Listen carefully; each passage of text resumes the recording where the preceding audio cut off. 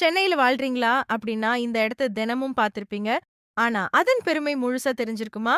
நண்பர்களே, இன்னைக்கு நம்ம பேச போறது சென்னையில இருக்கிற ஒரு ஐகானிக் இடம். கிண்டி. சொல்லுங்க, கிண்டின்னு கேட்ட உடனே உங்க மைண்ட்ல ஃபர்ஸ்ட் என்ன வரும்?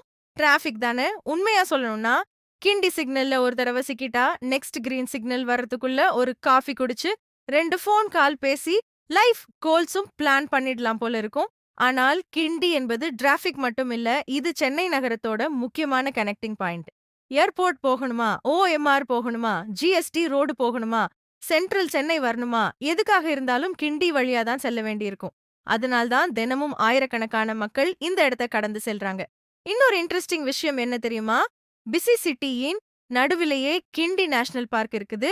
நகரம் முழுக்க வாகன சத்தம் கேட்டுக்கிட்டு இருக்கும்போது, அதே இடத்துல மான்கள், பறவைகள், மரங்கள் நிறைந்த ஒரு ஃபாரஸ்ட் இருப்பது ஆச்சரியம் தானே! சில நேரம் யோசிச்சு பாருங்க.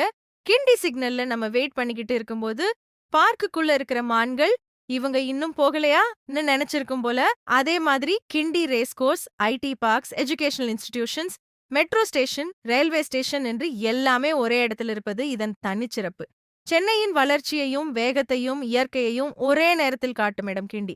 சிலர் கிண்டியை டிராஃபிக்காக நினைவில் வைத்திருப்பாங்க. சிலர் மெட்ரோக்காக நினைவில் வைத்திருப்பாங்க. இன்னும் சிலர் ஏர்போர்ட் செல்லும் வழியாக நினைவில் வைத்திருப்பாங்க.